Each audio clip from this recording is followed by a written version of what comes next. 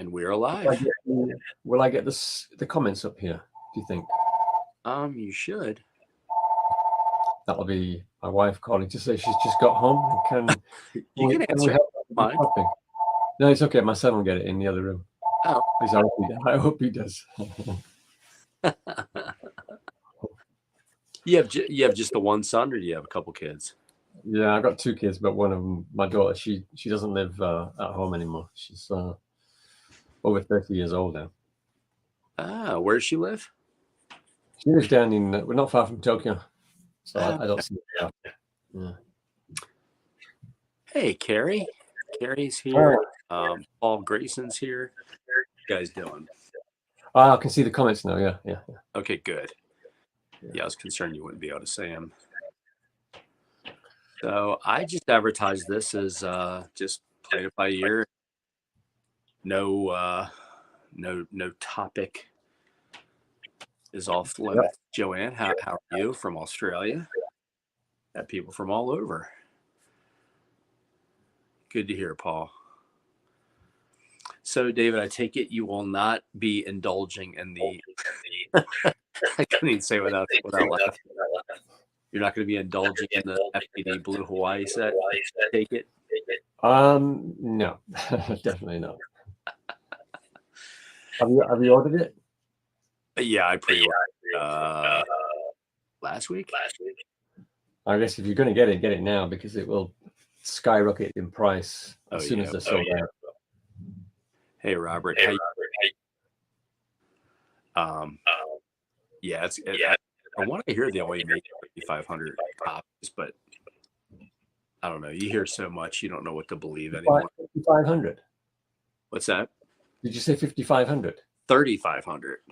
35. What? This is a box, a big box. It's the book and the CD. It's actually it's probably their biggest set yet. It's the making of the film is a 83 page book. And then there's an 85-page book of the recording of the album, which is just like the Jailhouse Rock set. And then it's got 4 CDs in chronological order of how the sessions were recorded. And then it also includes a double EP, like 4 EP vinyl record. So, I mean, it's got a lot. It's a lot of bang for your buck, but it's not cheap. Question for you guys. Take my records out of the cover they come in and out them in brand new ones and place them at the back of the cover. What do you guys to look after your collection? Okay. I do that. Yeah, I was going to say, I do what Paul says. I usually put the record in the plastic, but I put it in the back with the inner sleeve behind that and then the cover. How do you do yours? I tend not to do that unless there's already some damage to the cover. So like if there's a little split at the bottom or on the spine, then I'll take the record out of the cover in that case, so I don't make it any worse. But otherwise, I don't really see any benefit to taking the record out of the cover. Oh, okay. When if I've got the record at the back of the cover and then I drop the thing on the floor, I might damage the record. So true. I think inside the Michael. Yeah. So you leave your record in the sleeve inside the album itself? Unless the cover is already damaged, yeah. So I'll take it out then just to prevent more damage. King's Corner with Travis. Hey, Travis. How are you, buddy? Travis, I like your channel, man. You need to make some more videos because everyone that you do are very, very interesting. You have a very nice collection. Oh yeah, I know Travis. I haven't seen his videos popping up recently. Maybe he's not doing any videos. Yeah, well, I mean, just like us, he's probably really busy, and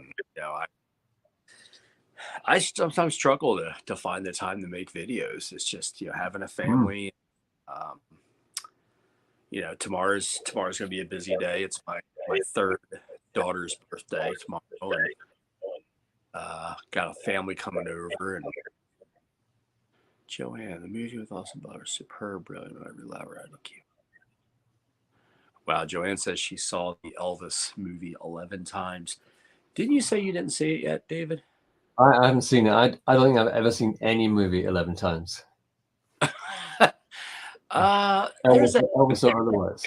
times, but not that one. Travis says, "Lovers as well. Got some more videos. Yeah, man, you're good at what you do, Travis." So I always tell Johnny that too. From Prince Elvis, was it Prince Elvis Jackson 80? I can never remember the name of his channel. I always get on him too. I'm like, dude, you're so good at what you do. You got to make more videos. Same with Travis.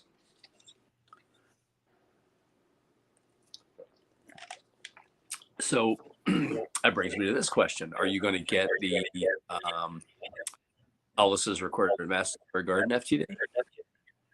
No, same reason really, because they're just too expensive to buy brand new when they come over here.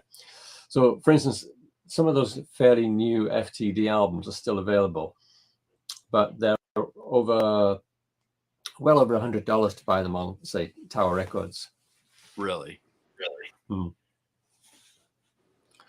Same with the big CD sets as well. So they tend to come out. What tends to happen is, I can find them after a few months. You'll usually get a buyer in Japan who's bought it and then sells it on, either opened or not opened. So at some point, most of it comes up for sale here somewhere. I've just got to bide my time. That's all. I think I snoozed and losed on an item I was going to buy from you, David. You what? Sorry. I said I almost. There he is. There's Johnny. He's going to hit the rack. He wanted to say hi before he hit the rack. Johnny, I'll be in touch with you soon, buddy, about our stream. What was I going to say? I said I snoozed on an item that you had for sale. I went back to look for it today, and either you sold it or you took it down. What was it? It was the new FTD CD of today, the double CD. Oh, right. What happened there was I took everything down for a few days because the shipping company that I use, they put their prices up by 40%, 40%. So that's the company that I use to send you that Viva Las Vegas box, right? So I think you got it in 5 days, right? Yeah. Their prices have suddenly shot up by 40%. So I had to take everything down because I couldn't, couldn't justify it. Well, I needed to adjust all the shipping prices on my listings because it was 40% too low. So that's why I took everything down, and I'm kind of slowly putting things back up with the new shipping prices on. Unfortunately, it's got more expensive. Why has it gone up so high? I mean, that's a huge. I think it might be some sort of a delayed reaction to the increase in like energy prices, with like fuel being more expensive now. Everything's more expensive. Yeah. So I'm guessing that's what it is.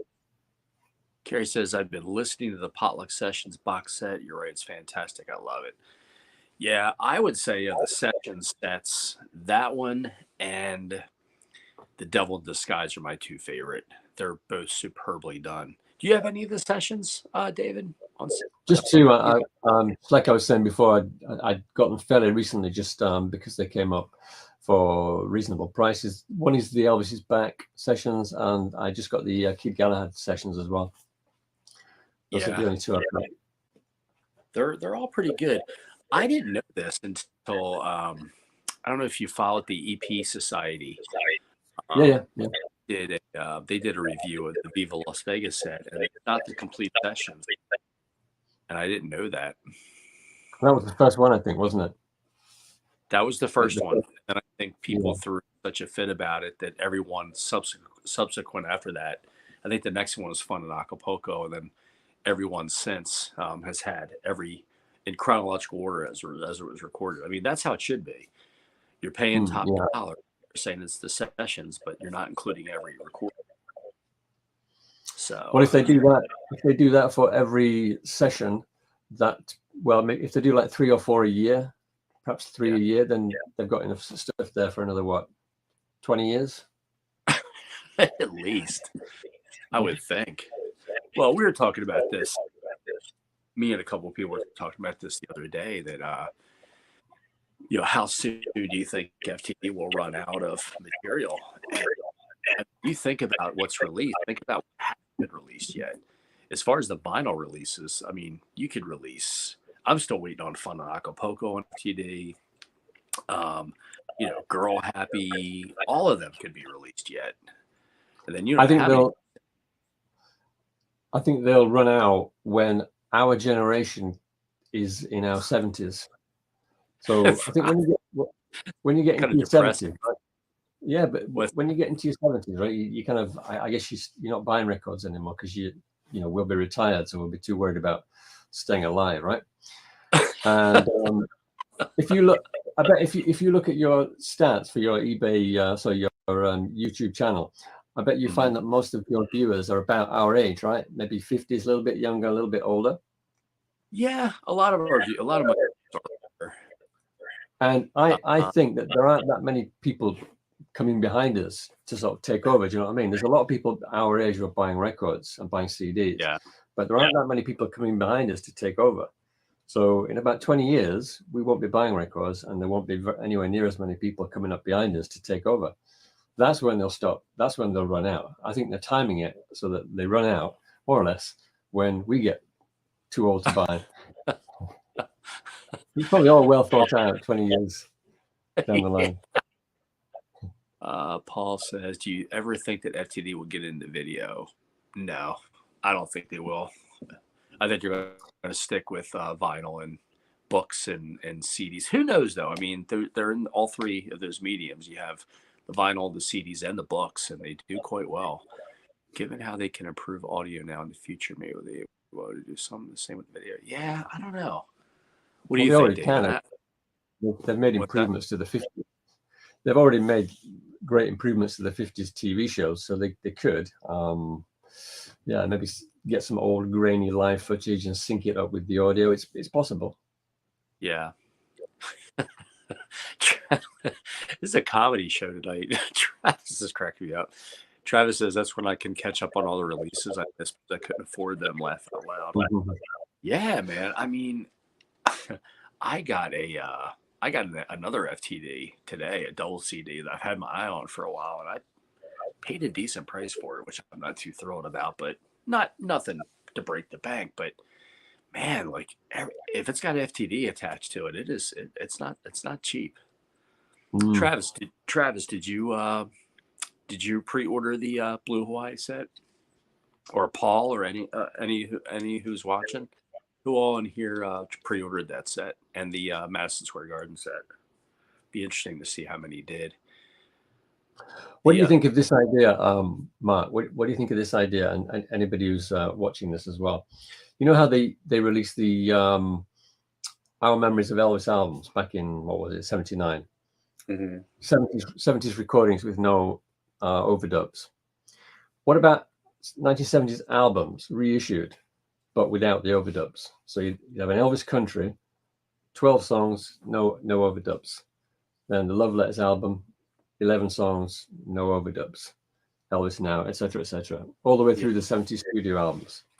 How would you feel? Would you like to do that? Would you like it if they did that? I'd love it if they did that. You know what? I think the market would be brisk on those because a lot of people, just to give you an example, I can never remember the name. They came out the last couple of years, the Legacy set from Elvis in Nashville and then back in Nashville. Those are all without overdubs. Jarvis Felton, they completely stripped them down, which is how they work in the studio. I'll be honest with you. I was actually a couple hours ago. I was listening to the Memphis recording, the '69 sessions, and they were without the overdubs and the backing vocal. But they almost sound odd to me because you've grown up listening to the background singers and all of it cleaned up, and the producing that they did on the song. That when you hear it raw, it almost sounds odd. Yeah, I think it depends on song. Yeah, it sounds different. It takes some getting used to, but in most cases, I find I prefer the ones without all the backing vocals, and also the horns and strings that are overdubbed as well.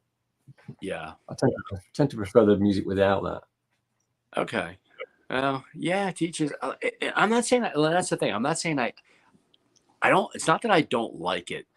It's just for me because I've heard it with everything for the last almost whole my life. When I heard those recordings, it just sounded like I said, it's stripped down, but it's how it sounded when Elvis was in the studio. It's not all cleaned up and perfected.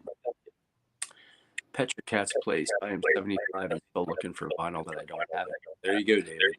Left all my records behind. Yeah, but she gives a reason. Yeah, Rockology posted. They had seen some quality details though. Comments are coming in fast and furious. Oh, damn. This one's for you. Is there a character limit on these comments? What's that? Is there a character limit on these comments? I don't know. Hey, it looks like Kurt. How you doing, Kurt?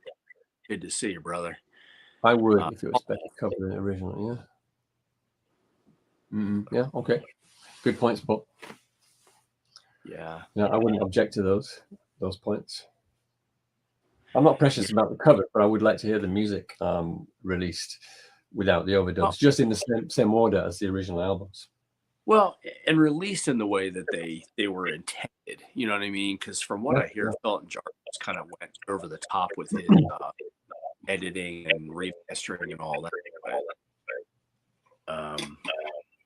I wouldn't say he got it wrong all the time, and I think you have to bear in mind that was the fashion as well at the time, and probably Elvis wanted it as well. I mean, he chose to have all those backing singers with him. No, that's a really good point. But it would be nice to have those exact same albums, same track, same order, but in their raw state. Yeah, they're definitely out there. It'd be really weird to like even the early '60s stuff without any overdubs. Have you made any trips to any of your record stores lately? No, I haven't, because I've not been going to Tokyo for work. I'm going later this month. Oh, okay. I think I've got a fairly early train back though, so I'm not going to have much time to look around. I might have about an hour or so. Oh, okay. I'll have to wait to give you my list then, because I don't want to hold up your your own shopping. No, you can tell me what you're looking for. I'll certainly keep a lookout for it. Do they carry a lot of Elvis? Used shops, depends on the shop really. Some shops do. You can find a lot of CDs, but then you can find a lot of CDs by pretty much anyone, because there's not as much of a market for it these days. Huh. So I guess they're not much of a market for vinyl or for CDs. What's that? You said not a big market for vinyl or for CDs, or both. Oh, but there are a lot. You can find a lot of either, but I think it tends to be the CDs that languish on the shelves for a lot longer. I think it's humorous that vinyl kind of died off due to the CD, and now it's reversing. Now it's the other way around. Vinyl is killing the CDs. Yeah, very ironic. Although, of course, the digital file thing as well, that's got something to do with it as well. You mean like streaming and all streaming downloads? Yeah. Somebody told me, in fact, I've heard this from a couple of people, that the what is that FTD session set? I can never remember the name of it. The '69 Memphis sessions. What's that called? Cannot remember for the life of me what that set's called. Was it a CD set? It's the sessions that has the sessions that gave the back in Memphis, from Elvis in Memphis. I think one of the other ones. FTD released that sessions along with like Elvis's back and all that. But apparently you can get that off of Amazon Music. They have the entire box set that you can, which it's odd. Is that the one with the studio picture on the front? With the picture of the studio on the front? I think so, yeah. Yeah, I can't remember what that one's called. American Sound. Is that the name of the? Yes, American Sound Studios. That's what it is. Thank you, David. I knew you'd come through. Yeah, D. Phil 1969 said American Sound. That's what it is. For some reason, I always want to say Memphis Sessions, and that's not it. But yeah, thank you, D. Phil, American Sound Studio. That's what it's called. Let's see some of these comments here. Also, following along Elvis 69 set, what mind carrying on? Yeah, I actually don't have that Elvis 1969 set, the 7 or 8 concerts that. Do you have that set, David? Is that the one with the like 11 CDs in it? It's got 11 CDs. It's got like 8 or 9 shows in it, and they're almost identical, almost all of them. Yeah, no, I don't have a lot of modern releases, to be honest. Yeah. Well, I kind of. You might. I guess you like this if you don't have it. Well, you will like it if you do have it. It's what was it called? I think it's called the On Stage Season. It's got 2 CDs from the 1970 Vegas season. I think it was the first show and the last show. I do have that. I just got it about a month ago. So, by FTD, you mean, right? Yeah, that's a really good one. Yeah, the audio is not great on one, but it's still a really good show. It's perfectly listenable. Yeah, it's his vocals are a little loud, but I think it's just the way it was recorded. Yeah. Just Kurt has a comment. It's a great show though, and the last show is good too. Yeah, it's the opening show and the like you said, the latter show, the last show for the closed out the season. Kurt Sturm 70, he has a comment for you, David. I received a Japanese CD today. Junichiro Koizumi present. Okay, yeah. So he's a former prime minister of Japan, and he's a huge Elvis fan. He's still alive, and when he was prime minister, BMG released this CD compilation of his favorite Elvis songs, and they did a mock-up cover. It shows Elvis and Koizumi next to each other. Maybe you've seen that picture of Elvis outside. I think it was taken outside Graceland, where he's got a big television set that RCA presented to him around about 1960, something like that. Anyway, they photoshopped Koizumi's picture next to Elvis, so it looks like he's standing next to him. Yeah, but that was quite a popular CD actually. Did you ever own it? Yeah, I had it. Yeah. Mm-hmm. Had it? You sold it? Yeah. I had a lot of things. I still have a lot of things, but I had a lot more. Yeah. How did you get that Moody Blue that you sold me? How did you get that? How did you get it at the price you got it? And why did you sell it? I'm glad I got it, but I was always curious. I wanted to ask you that. Oh, I found it here. I bought it from a guy who had a few things for sale, and it was just part of a set that I bought. Oh. So yeah, all told, like breaking up the price of the set, it didn't cost much per item. So that's why I was able to sell it for a good price. That you got. Sold it. I'm happy you did, but I'm surprised you sold it. Yeah, I don't feel the need to have every new release. Do you know what I mean? I mean, even things like outtakes. I find that if I listen to an outtake, I might listen to it once and then just go back to the original album. Yeah. And all the stuff that you can get, I think I'm right in saying all the things you can get on vinyl, FTD, you can get them on CD anyway. Well, that is true. And actually the CD, with the exception of the Jungle Room sessions, all the CDs has more music, almost twice as much than the vinyl does, which makes sense because it's a CD. Yeah, I think I'm up to about 120 FTD CD and counting, but I still got a little ways to go. It's going to be a challenge. There's going to be some that I'm going to have a really hard time getting because they're just so overpriced. I don't know why that is. I don't know why some of them, certain titles, are so over the top overpriced. This is Elvis, which came out on FTD in 2018. I saw a used copy about a month ago for $250. Like, that's Really? insane. I guess it's because it's the only way to get it on CD. It's the only CD version of it. Like the Memories of Elvis is 1, 2, and then there's a third volume, isn't there, on the FTD? That's another set that's really expensive now. Yeah. Hi, Nancy.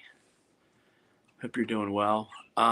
Yeah, I actually was able to get a copy about a month and a half ago, and I paid quite a bit less than what it was going for. I've seen it as high as 150 plus, and I think I got it from somebody for, I don't really remember, 75 bucks. But it's a nice set. It's like there's a couple soundboards that are really hard to get that I was able to snag. Yeah, one that's really expensive too is the Last Movies. Oh yeah, the LP, yeah, the CD set as well. Exactly. The CD, the LP is cheaper, believe it or not. Really? It's the CD that it's just stupid money. That one's what you get. Stay Away Joe, the CD of that goes for 125, 150 bucks. I don't understand it. It's kind of frustrating, to be honest with you, because it's going to make it a challenge. I think I can do it, but I think it's going to take me a good while. You have to bide your time, get them when they come up at the right price. Well, that's the thing. That's what I'm doing. I'm biding my price. I did pick up today. I got it. The person who's selling it to me has to ship it still, but I told you earlier, I picked up one. It's for LP fans only. He had it for a price. I reached out to him. I said, would you take this for it? And he agreed to it, and I bought it. But I got it for an okay price. I'm pretty happy with what I got. That's been on my radar for a while. Barbie says I was at that closing show February 7th. 1:30. Wow. Saw 8 shows that season. Been a fan since 15. Collected since. Wow. Pretty cool. So and recorded. Tape Were you was it your recording that appeared on the FTD? Oh no, it was a soundboard, wasn't it? It was a soundboard. Paul says he's getting FTD vinyl now. Paul, I hope you don't plan on getting all of them, because unless you have some money stored away, you're gonna shell out some serious cash. Are you getting them in order from the oldest ones to the newest ones? Probably better to work the other way around. Get the newer ones, work your way back. Yeah. Pick them up when you can. There's a copy of Standing Room Only on vinyl on Discogs. Take a wild guess, David, how much he's asking for it. I'll give you a hint. It's in euros, if that helps. Is it new? Yeah. Here's the thing. This is what I'm a little leery about. It says condition is mint, but he does not make a question. He does not state that it's new and sealed, because usually the photo that they include is a stock photo. Right, so right. It's a high-rated seller. I did see that, and it's just listed as condition is mint. The cover is near mint, but wild guess. 750 euros. You're so close, David. 799 euros.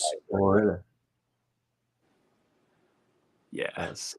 It's not the most expensive it's ever sold for, is it? I think it's sold for higher than that. Oh, it was listed. It was listed a couple of months ago. A guy, I think in Spain, had a copy, and he wanted 1,200 euros, I think, for it, and it sold, because unless he took the listing down. But I want to go back to see if it was still listed. I wasn't going to buy it, but I was just curious to see if it moved, and it was gone. So somebody's buying them.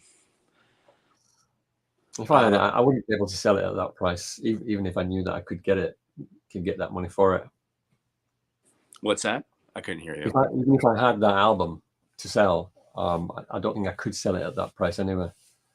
I would sell it lower. Well, and here's the thing: when I back in October, when I did sell the copy that I had, I sold it for a very nice price.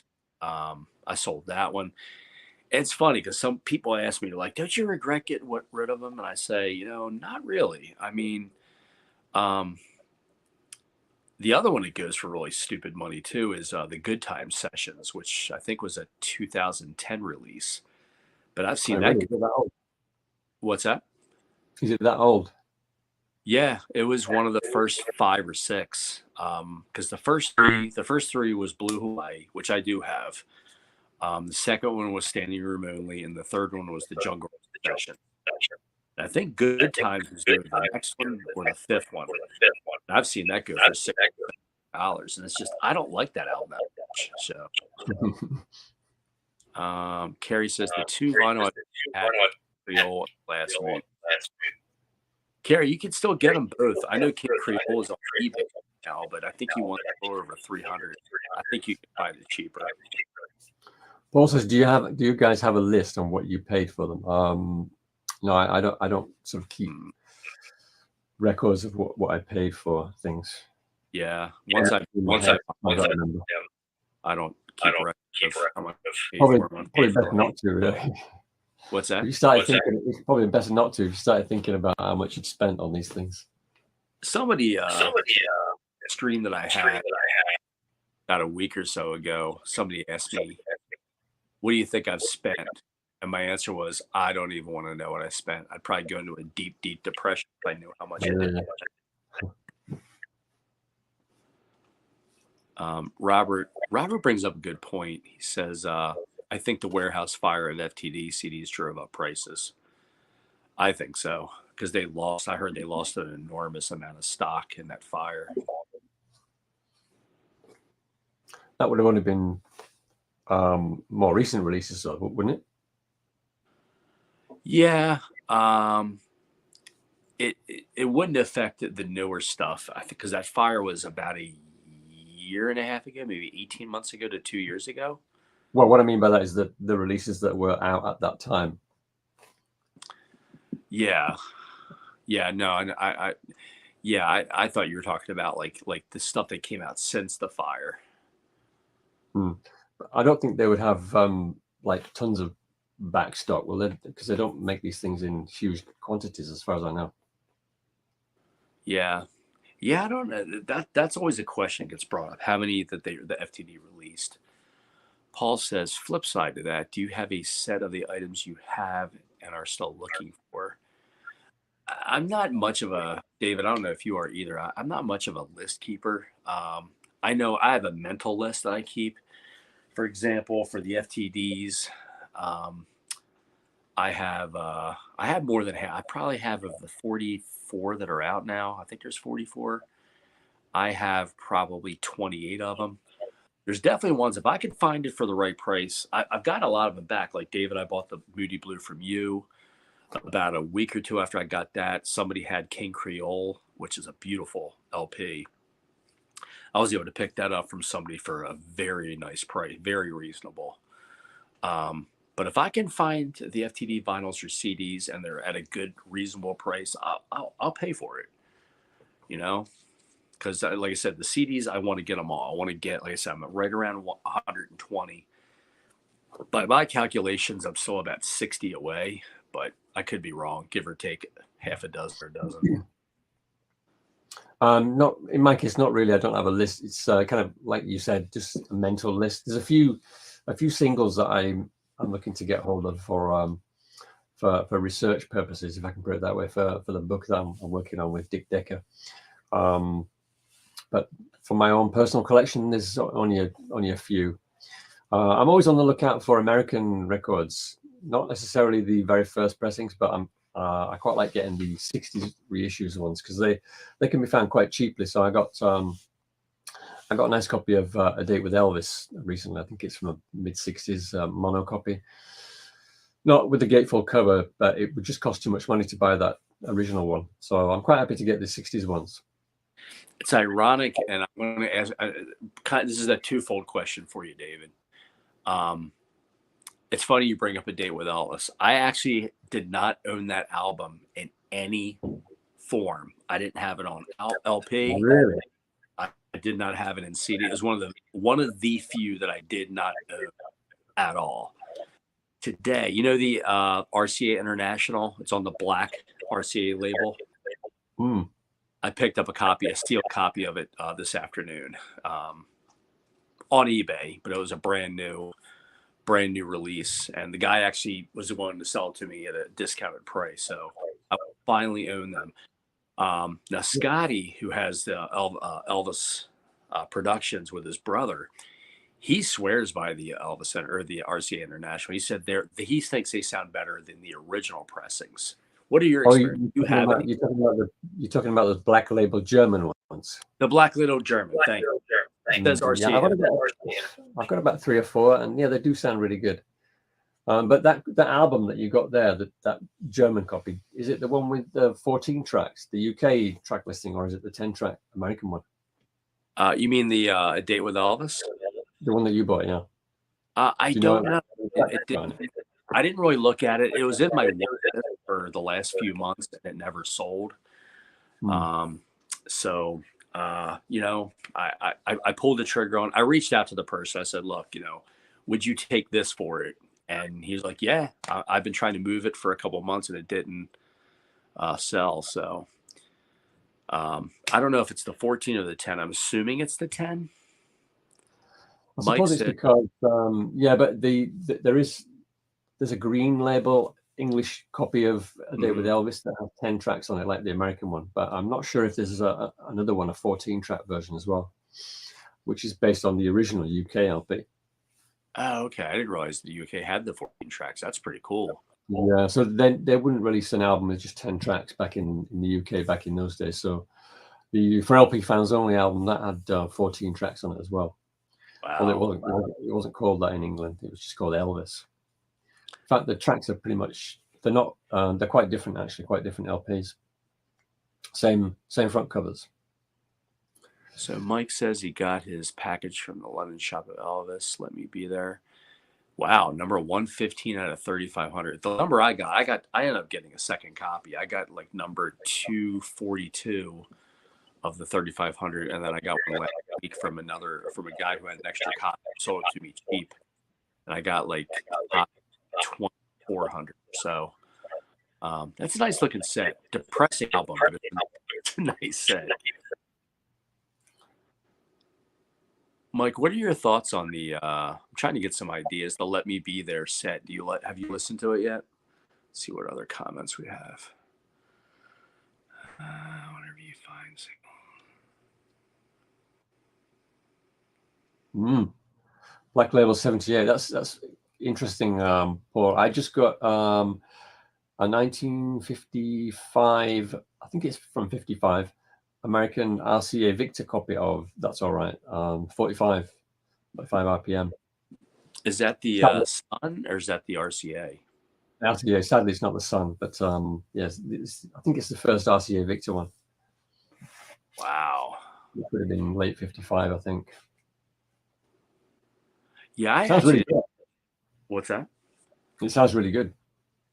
I actually didn't know until about 4 or 5 months ago that they released That's All Right on the RCA Victor label. I thought it was strictly a Sun record. Well, all 5 Sun singles were quickly reissued by RCA just after he signed with them in late 1955. It's actually pretty cool.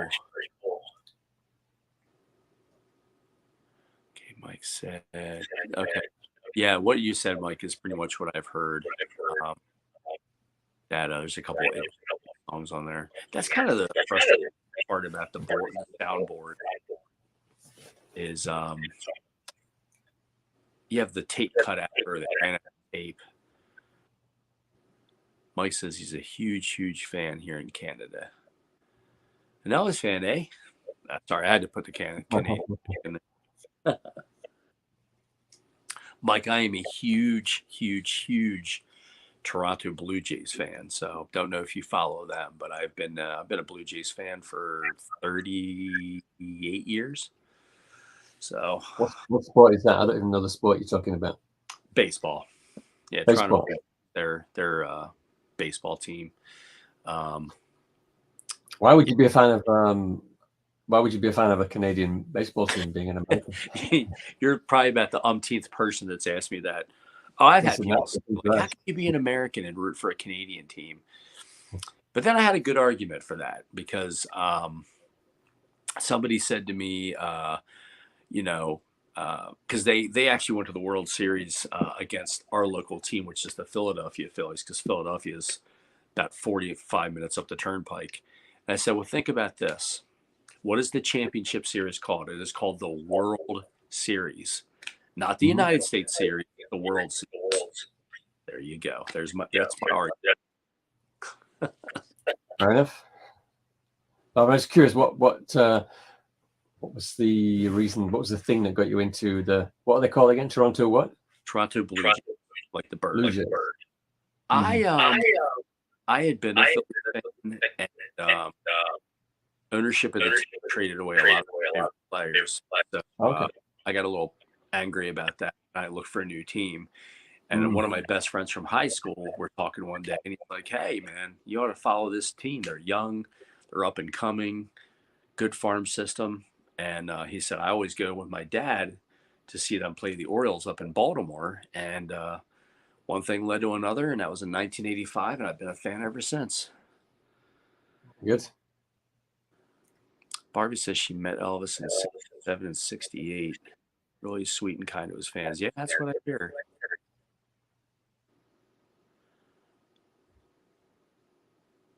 Yeah, Michael, it's weird. The echo's coming and going. Sometimes it's really heavy, and other times I don't hear it at all. What's BRB? What's BRB? Be right back. Oh, okay. Yeah, my daughter has to keep me up to speed with the little SMH. You know what SMH is? It's not vulgar. I'm not going to say anything vulgar on the channel. No, I don't know. I think I've heard of it, but go on, tell me. I've forgotten. Shaking my head. Okay, no, I didn't know that one. Now, I know you know what LOL means. That's one of the first ones. Paul says, love my bootlegs, have over 100 and a few singles. Yeah, I am not. I don't know about you, David. Do you like bootlegs? I'm not. I've got a few. Like anything else, if they turn up and they look good and the price is right, I'll grab them. Yeah. I think I got rid of the few I had. I had some, but I ended up selling them off just because I'm just not that I have anything against it or anybody who buys them. I know I'm not the norm. Most Elvis fans that I follow or watch my channel are really into bootlegs. I think Ed from King's Court, he's not either. To me, I feel like eventually he's going to release them anyway, whether it's Paul says it's the FTD from the day. That is true. I remember the first time I saw bootlegs, I used to go to the shop in the city next to where I used to live. And I just spent my money for that week. And I strolled into this indoor marketplace and found a record shop in there. I'd never seen it before. And I looked up, and all on the wall, they had loads and loads of these the classic old Elvis bootleg albums, you know, the TV specials and live albums. I'd already spent all my money that I had for that week. So I went home.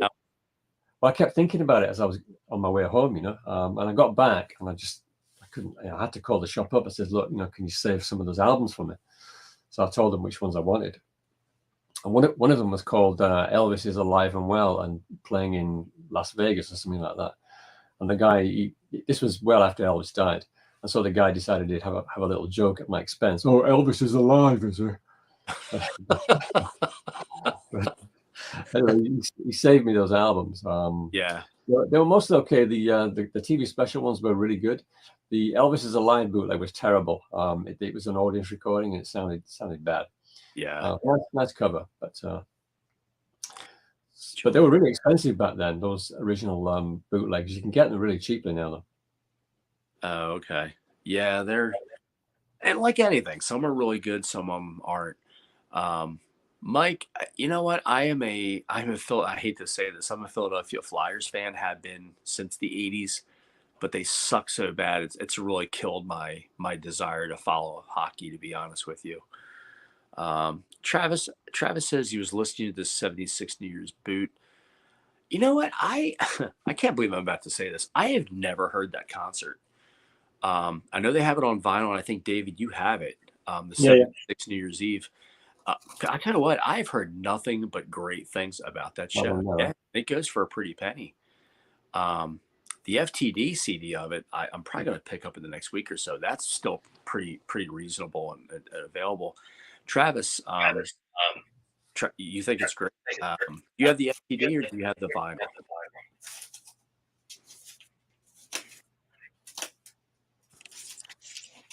Are you asking Travis? Yeah, I was asking. I'm just trying to Yeah, pull it out now. Yeah. you have a couple copies of it, don't you, David? And what? Sorry. You have a couple copies of that album, don't you? I thought. No. There are two out there, but I've only got one. It's just slightly Uh, different covers. That's all. Somebody was asking about the TV special, so I was just trying to pull out the bootleg album, but I can't seem to find it. It's here somewhere. Here we go. So someone was saying, where is it now? TV specials. The comments have disappeared. Oh, somebody was saying about TV special, and is that not a bootleg LP? This is the one. Oh, no, that's totally the wrong one.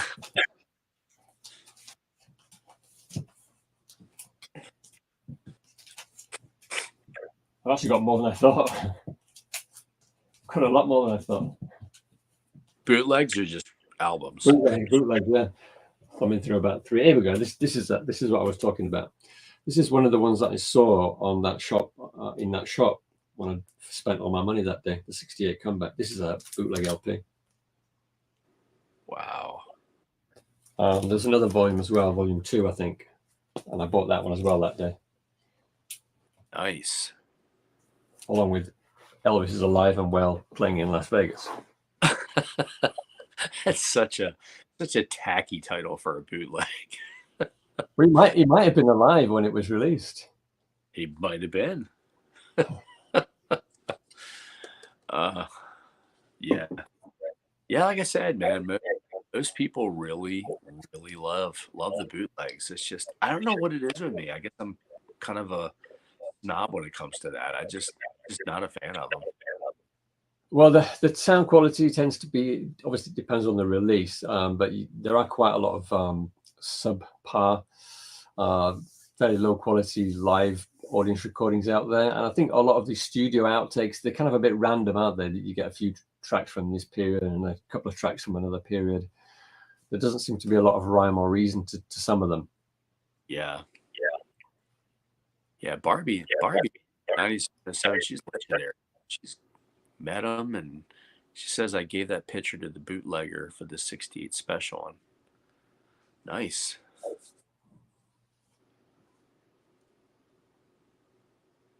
Mm-hmm. Yeah. Well, I know who was behind a lot of these bootlegs. This is another one. I think this came from the same people or person. Well, That's a nice cover. Yeah, it's got a poster in that one as well. Carrie says Venus is a bootleg label. I've been seeing more, Carrie. I've been seeing more of those just recently. The Venus label. Are you familiar with them, David? No. I think they're fairly new.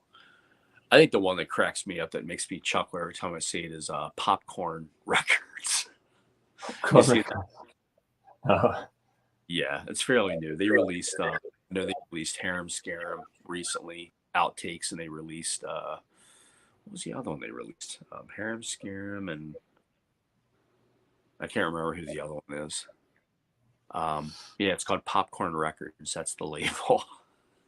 It's amazing that they're still releasing bootlegs when there's all this stuff available on FTD and whatnot. Well, I think that's why they're doing it. I think they're trying to keep up. I think they're trying to keep up with the Joneses, the FTDs. Kurt says Venus is a very good label. They've been around for a few years. Yeah, I'd never heard of Venus. So, like I said, just really recently. Paul says I think Ed should get Mother's tapes to Songman. Who's Songman? Yeah, I don't know what they meant by that. Paul, can you elaborate? Maybe I'm just reading it wrong. Yeah, in fact, someone made a comment. I did buy the 4 CDs of Ed's mom's tapes. She recorded the June 11th fourth show at the, I think, a couple of shows from the August 1972 Hilton. King's I got a book. Yeah, I've got that book, Jailhouse Rock. What I really want to get is by Dick Decker, just called Bootleg. Apparently, there's a lot more information in that newer book, but Yeah, sold out. Mike, I agree. MRS is a great title. I'm actually by MRS too. I've actually sold half of them.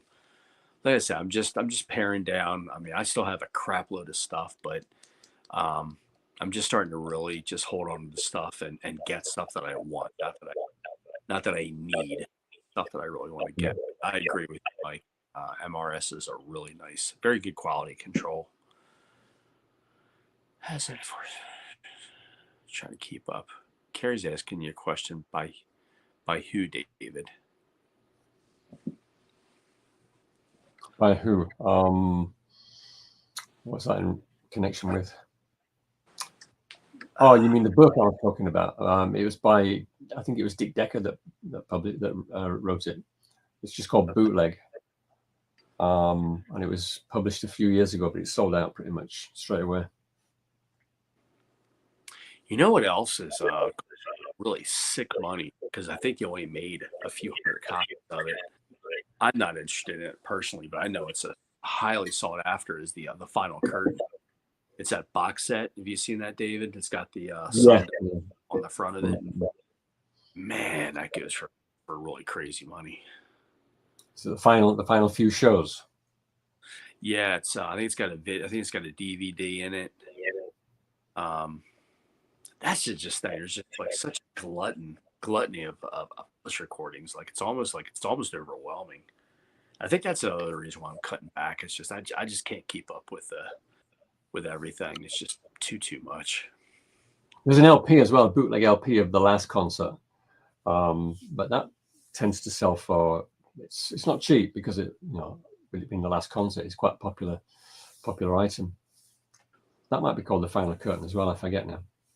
Was it is it a soundboard or is it an audience recording? I think it's an audience recording. Huh. Yeah. But there are counterfeits of that as well, so you've got to be careful when you buy it. Counterfeits, you said? Yeah, I think there was an original, bootleg put out, and then it was counterfeited. Yeah. So a couple comments from Mike. Yeah, you do have to have deep pockets. Exactly. I mean, it's not cheap collecting.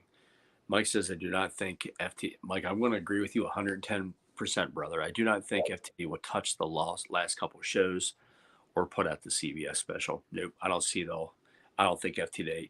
I think FTD might release Elvis in concert eventually, but I think that's going to be the extent of it. I'm just reading these comments. I'm not ignoring you, David. I'm just reading. Right. Yeah, I'm reading them too. Carrie says Gravel Road is a good leg label. Never heard of them either.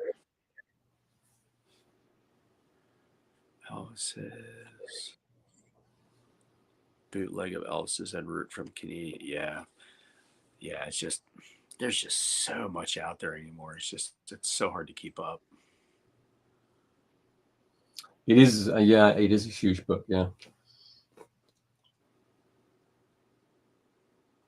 And our Japanese book will be huge as well. It currently stands at 660 pages. Holy crud. Is that for the final couple shows you did? You got, sorry? Was that for the final shows that you did? Is that what the book's based on? I'm just reading a comment here from, is it Kurt? He's talking about the bootleg Elvis book, which is a huge book. And I'm just telling him that the book that I'm working on with Dick, Japanese Records book, that's also is going to be a huge book. Ooh. Over 600 pages at the moment. How long, when do you expect it to be done? Hopefully this summer, hopefully. I would certainly like, this year. and I'll pay you obviously, but I want a signed copy, David. Signed by Dick. I want it signed by you too. Well, some people have asked to have it signed by both of us, people here in Japan, and that's going to involve Dick signing it, sending me the copy, me signing it, and then sending copies on to people in Japan. Yeah.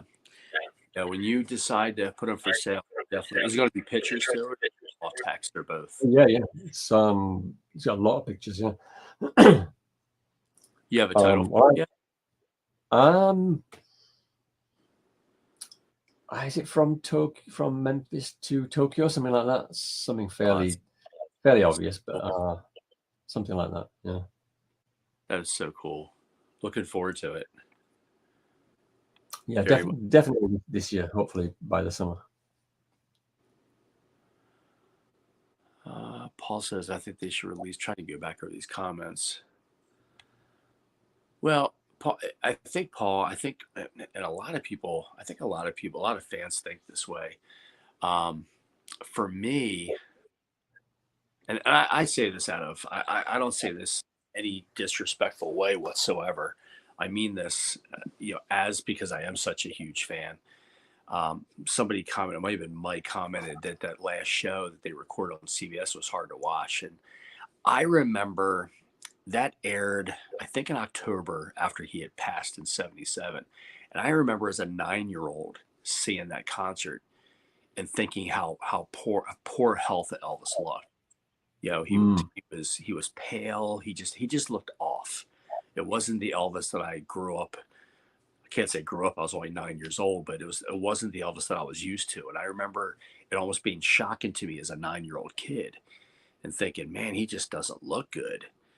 And now as an adult, and his weight fluctuated up and down all the time. But if you look at him in like the summer of 76, and then at the end of the year, he slimmed down and he looked really good for the New Year's Eve show. And then back in the 77, he put the weight back, but he was not well. It's people who know him. It's well documented. He was not well. But that voice was still there. He could still belt it out, probably better than he ever could. That amazing voice never left him. But to see him that way, it's just, for me as a fan, because I do think so highly of him, it is hard to watch. And that's just my opinion. Well, you can see footage of that in This Is Elvis as well, right? The documentary. I think there's some parts from Elvis in concert in that movie. I think he was all right in the end. I think he was really good at the big booming songs, but there's on some of the sort of the more delicate songs, his voice sounds a little bit, well, shall we say, not as good as it was. So, for instance, if you listen to, it's on the Elvis in Concert album. It's a really good song. It's the Don McLean song, "I Now Love You So." If you listen to him singing that song, not the high parts, but the quieter parts, his voice sort of starts shaking a little bit. It doesn't seem to have that control in that lower part of his voice anymore. Maybe it was just a bad night. I don't know. Yeah. And like you said, though, he could belt it out. Like when he did Unchained Melody, you know what I mean? When he did Hurt, hear him doing that rendition of Hurt is, actually the hair on the back of my neck stands up. I mean, he was amazing. But I know what you're saying. When it was like more of the ballad type, he struggled a little bit. But, and again, it's not to say anything disrespectful towards us, because I don't like to hear. I even hear people say that, oh, he was this and he was a fat slob, and he was like. To me, that's just, there's no need for that. You know what I mean? There's no need for that. But you can look at. I mean, it was well documented. He was in and out of the hospital. He missed some shows. He had to cancel some, and really he should have been resting, in my opinion. But the Colonel was all out for the almighty dollar, and I think Elvis felt a responsibility to his family to, because I think financially he was struggling a little bit that last year or so. But he wanted to give his best for his fans. But I just to see him that way, it was hard. Yeah, definitely. Yeah. I remember reading something about him being down to his last $1 million in some book I read. I actually heard the He very same. he always had a million. He always wanted to keep a million in a bank account, didn't he? So he always had that there. And I read that he was, pretty much down to that last million near the end. It might bring up a good point where he says, don't forget how he messed up on Very Lonesome Tonight. Again, I remember watching CBS and messing up that line, and I thought, man, like it's just hard to watch. Which line was that? Sorry, Mike. When he was doing the dialogue for Ari Lonesome, and he said, Oh something yeah. plus tax, Mm-hmm. and he had it like his eyes closed, waiting for the sheet, like just. Happy birthday, Pumpkin. Happy birthday, Mark daughter. She's officially 14. For what? 14. She's 14. Yeah. To be 14 again. That's one. Are you on the 15th there? Still on the 15th? It is the 16th now, officially. Oh, yeah, okay, yeah. Okay, that's why you said officially, yeah, of course. So it's what's my wife's birthday tomorrow? She's not 14.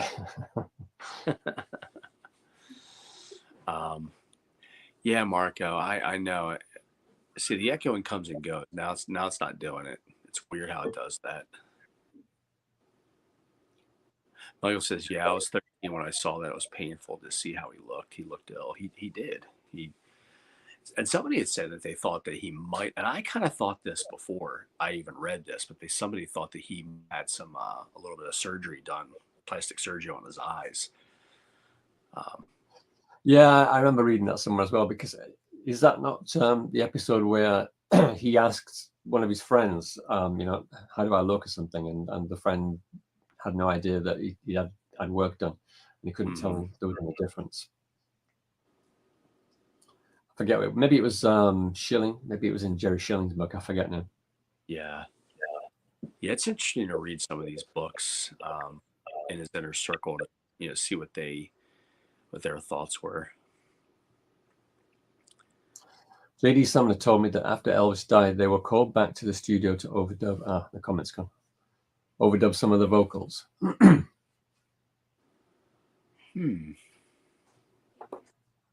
For the Elvis in Concert album. Was that to cover Elvis, or did they mess up their own vocals? I read that JD Sumner or somebody, one of the backing guys, would sometimes cover Elvis at the end of a song. Like if you couldn't hold out the note long enough, somebody in the backing group would take over for him. Yeah. Maybe that's what you're referring to. I think for me, one of my favorite things to watch, and it looks brilliant on this TV behind me. I have the Blu-ray of the That's the Way It Is. I have the theatrical, and then they have the extended cut. And to look at him, and to look how phenomenal he looked. I mean, he had that V shape. He was slim, energetic, and then just to think 5-6 short years later, how much he went downhill. It's tough. Yeah. Paul says, do you think in a few years they will do another run of the FTD LPs? I don't think so. I really don't. That's just my opinion. I don't have inside information. I can't say 100% sure, but I would say probably not. And I think there's a myth out there, and Dave, I don't know if you've heard this. There's some sites that are advertising FTD labels as a second pressing, and I heard from a very, very reliable source about 2 weeks ago that said that's horse. It's not true at all. There was no ever a second pressing on any of them. It was a way to sell them and make more money. So I don't know. I don't know what to believe. I have my own feeling about it. I won't share that, but like I said, this person actually approached me and said, don't believe they say that there's second pressings of FTD LPs. It didn't happen. And I'll leave it at that. Okay, yeah. No, I don't think there'll be second pressings either in the future. It's just, No. I don't think there's a big demand in the collector's market, but probably not enough to justify reissuing them all over again. But, there might be 100 people, 200 people out there looking for these things. Oh yeah. It's probably not enough for them to reissue it. Yeah. I just don't. D. Phil says he feels that once they've exhausted the catalog and they want to start reissues, they might. But like David said at the top of the program here, that we'll be in our 70s and probably about ready to push up Daisy, so we won't be able to reap the benefits of those reissues. Let's see. That's the Elvis I remember. 69, 70, 72 shows I saw. I would see a change. All right. Thanks, Michael. Yeah, Barbie. That's the thing. He did. He looked phenomenal in 70. He looked great in 71. And I thought he looked great at the Madison Square Garden shows. Those shows were so upbeat and so up tempo and high energy. And somebody I was reading maybe day before yesterday or on one day this week that somebody said you could kind of see him on even on the Aloha show that he just wasn't as energetic as he normally was. Well, he had to work hard, didn't he, to get in shape for that show? Well, apparently, what I had heard was the producer, because he went to Hawaii. He was in Hawaii to do a couple shows at the same place that he recorded the Aloha, and he went there. They did the announcement. He was in that white suit, and he did the announcement that he was going to do this satellite show. I think that was in November of 72, and I know the producer, again, this is what I read, that the producer came up to him and said, look, dude, you've got to lose like 20, 30 pounds. You're too heavy. And he did it. He went on a diet. He was playing racquetball and he lost. I think they said he lost 20 to 30 pounds for it. I've heard 20 and then I read somewhere it was 30, but who knows? But I thought he looked good, but like he didn't seem as energetic in the show. But it still was a fantastic show. He sounded great. I love the jumpsuit he wore. So, yeah. He took vitamin E. Where does that come from? That's a comment Elvis made on one of the records, isn't it? Do you remember where? Phil 969 says he took vitamin E, or vitamin E, I should say, for an Englishman. But that's something that Elvis said, didn't he, in one of his albums? He said it. No, he actually said it in the press conference before the New York shows. They asked him what that's right. with vitality. He said, "I take vitamin E, honey." Oh, See, me and Carrie seem to be we're spot on. I think we're reading each other's minds. He said he was very stiff at the Aloha concert. I kind of thought that too. And again, that's not a bad thing. He just wasn't. I don't know if because of the time, because it was done early in the morning of those shows. So I don't know if he was just tired. He just didn't seem to have quite the energy. He might actually have been a bit nervous, because I mean, it was a first for everybody, wasn't it? Worldwide concert, not in front of a few thousand people, but in front of the whole world. Well, much of the world, anyway. Nancy says, "Do you think that's the way to 4K?" Nancy, I will be the first in line to get it if they do, because I think the Blu-rays look amazing.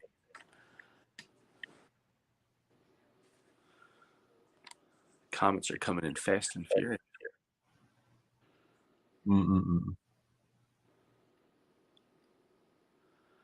Yeah, D-Phil brings up a good point. He thinks he was a little censored for the Aloha concert, and that's why it was all busy and not like a regular on-tour performance.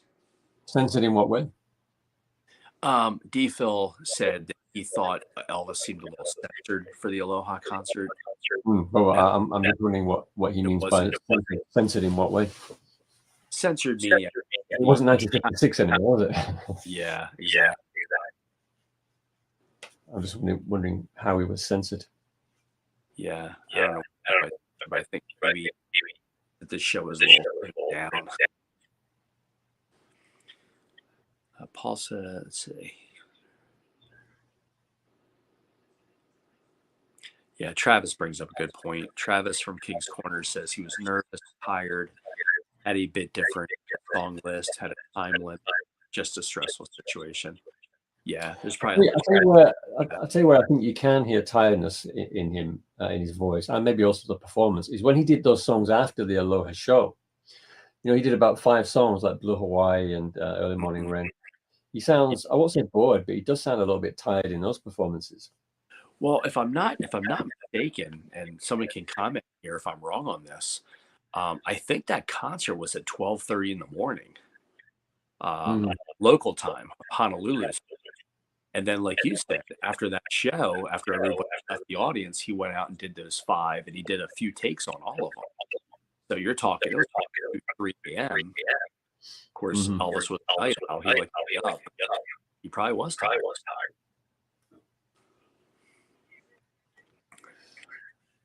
From the sponsors of the program. Mm-hmm. Mark, I think on Soundboard. Why November 72? I'd love to hear him. I don't know if there is any soundboards for those shows in November of 72 in Hawaii. Have any of those shows been released at all, even like audience recordings? Yeah, I've never heard them. I've never heard of them. I will be doing, in fact, once we're done with this live stream, I'm going to crack open my CDs I got from Ed, from his mom, the Angela tapes. I'm going to listen to them and do a review on them. That's going to be my next video. Has anybody out there, anybody watching, heard them? I know quite a few people who, well, on Ed's website, have got them and were quite happy with them. I've heard, well, Ed and I talk, we text each other off and on every so often. And he actually told me one day this past week that he got all positive feedback, but one person complained. But he wouldn't tell me what, because I said, what they complain about? And I think he did a video about the complaint. It was something to do with the transfer. There was some kind of a, I don't know whether it was an audible noise or some kind of a problem which prevented him, this guy, from re-recording them or something. Some technical thing anyway. Yeah, he did a video about it. You know what? I think that is what he said. I think he asked me if I saw it, and there was about a 3 or 4 video that they were kind of bunched together, and I missed them just from being busy, because I think, cause I was over at my sister-in-law's and him and I were chatting back and forth, and he had said that he's gotten all positive feedback, and he said, but he did have one person that complained. I think that's what I said. I asked him, I said, well, who complained? And he said, yeah, check out my one video. I tell you in detail what it was. I must have missed that video. Mm-hmm. He doesn't say who it was, though. Nah, Ed's classy that way. He would throw him under the bus, I guess. I'm not sure I would be that classy. I'd tell you. Yeah, you don't like my CD? Then don't buy the next batch.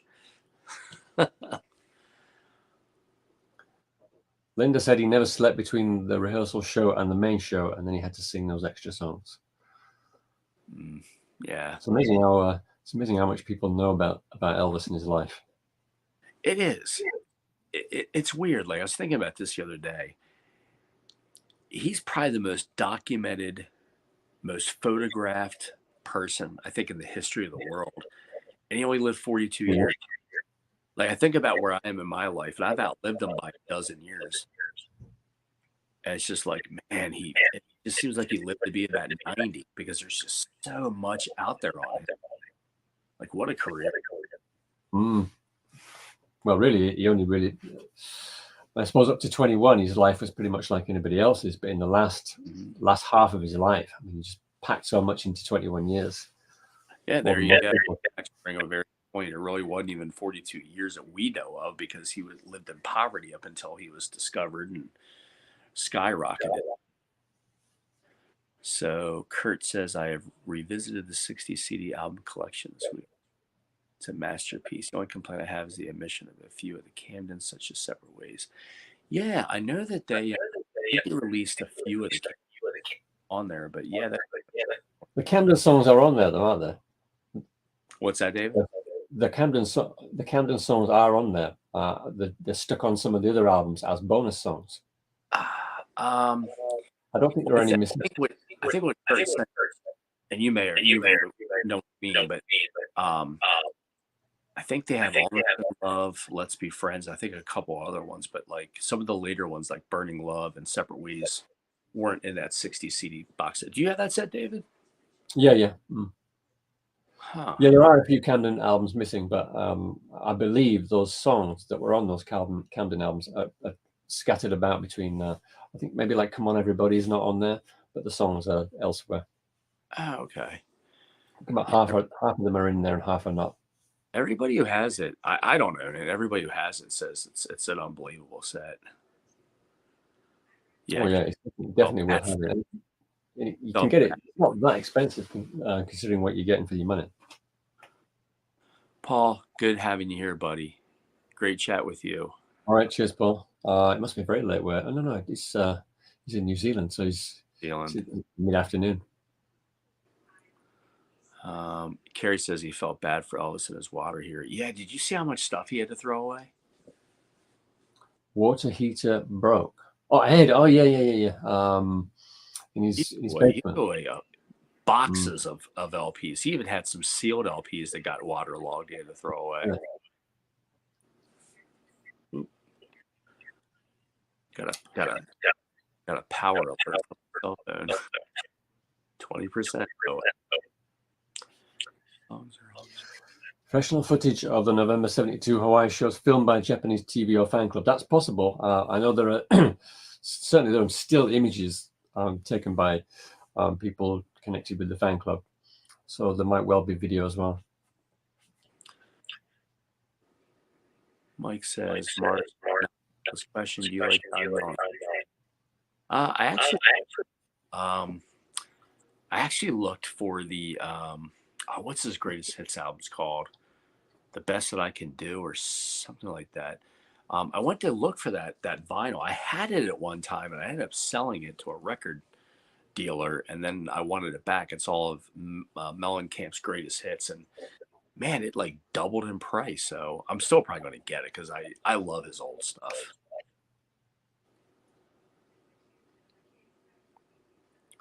I think we're all. I used to have one of his albums when he was called John Cougar. There was a record that was played on the radio a lot, Jack and Diane. Mm-hmm. So I bought the album that was the song. Either that or Hurt So Good was the song that got me into him. And he was John Cougar. Then he was John Cougar Mellencamp, and then he just completely dropped the Cougar altogether. I don't think he liked the Cougar. It was some sort of a marketing thing. From what I heard, he hated it.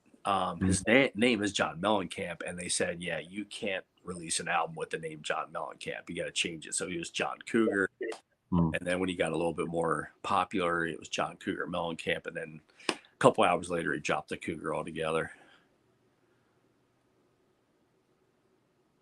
Word Music by John. Pop Singers Where It Started for Me by John Mellencamp. Yeah, John Mellencamp. Old John Mellencamp is really, really good.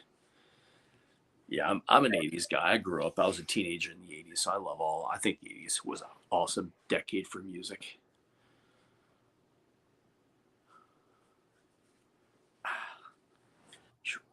I used to hate the 80s because I was an Elvis fan in the 80s, and being an Elvis fan in going to the kind of schools that I went to in the 1980s, it wasn't advisable to be an Elvis fan.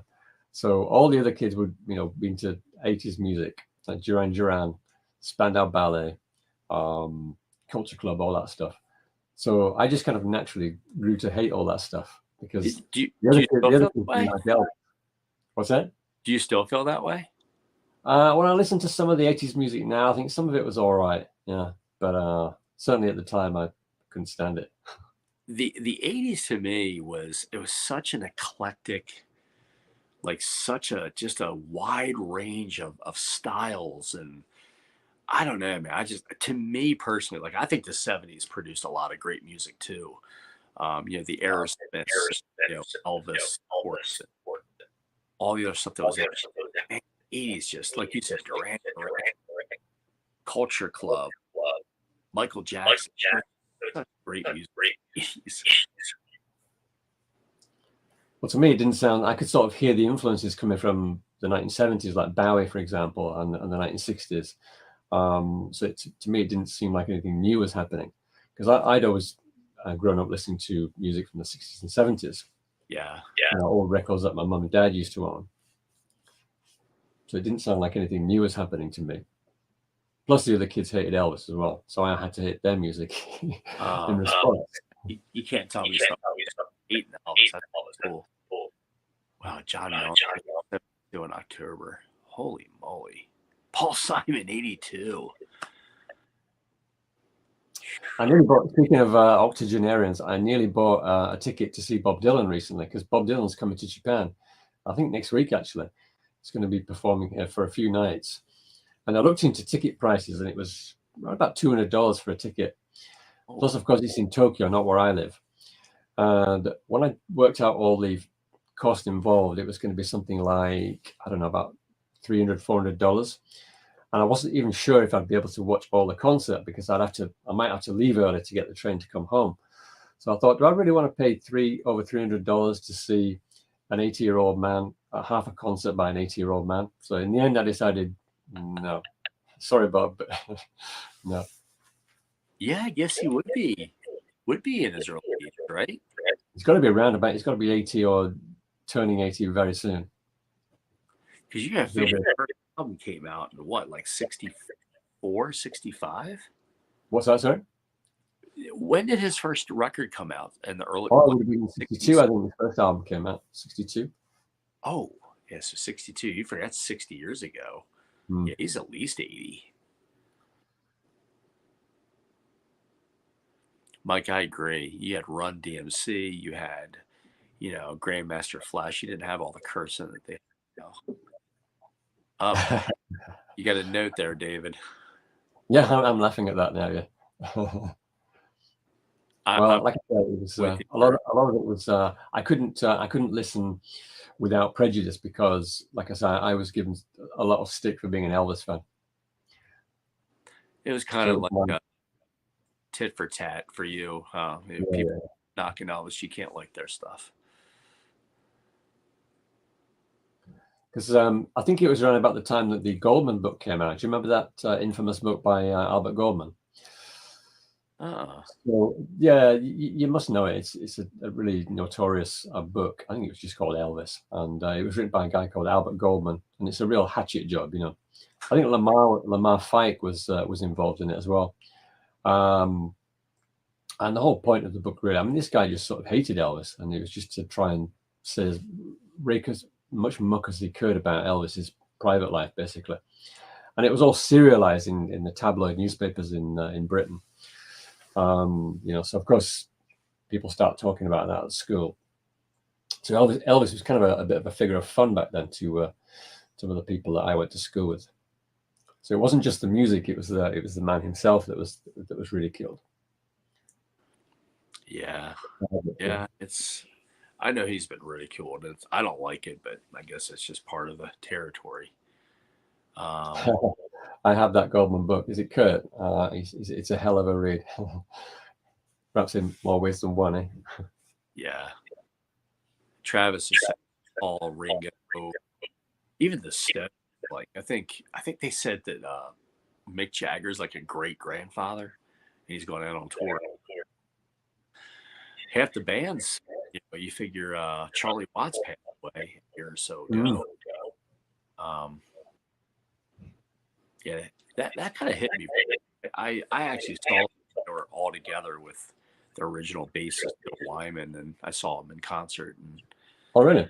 Yeah, I saw him. And it's funny, when I saw him, it was probably 6 months later that Bill Wyman retired, and they brought in like a session guy to tour with them and play on their albums. But I can't say with the Stones.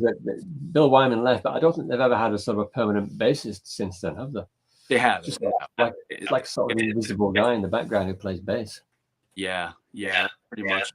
But they've always had, even when they toured, they would have like an artist kind of like playing with Ron and Keith Richards. But yeah, I saw that 30, 35 years ago.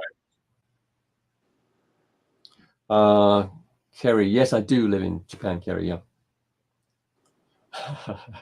I use Albert Goldman books to kill spiders. You could kill a lot more with spiders, a lot more than spiders with that book. It's a pretty big book, actually. I don't have it, but I've seen it. We need to have like a little for Travis like that. He's on fire. Bob Dylan turns 82 next month. Yeah, okay. That makes sense. Well, I thought I saw a question for you there. Maybe I missed it. Oh, it's when somebody asked if you lived in Japan. Yeah. Kurt, I'm with you, man. White Wedding. That's to me is one of my favorite 80s songs of all time by Billy Idol. Love that song. Frankie Valli is my last live concert. Well worth the price. Great show. Lots of hits. Carrie wants to know what time it is there. Here it's about 12:30. What time is it? What is it, like 4 in the afternoon on the 16th? About 1:30. Oh, okay. Sun shining? Yeah, it's a nice day today. And I'm feeling pretty good because my hay fever's not been too bad this year, and it's pretty much hay fever season's over now. So, oh, good. Been pretty good. Allergy season, not fun.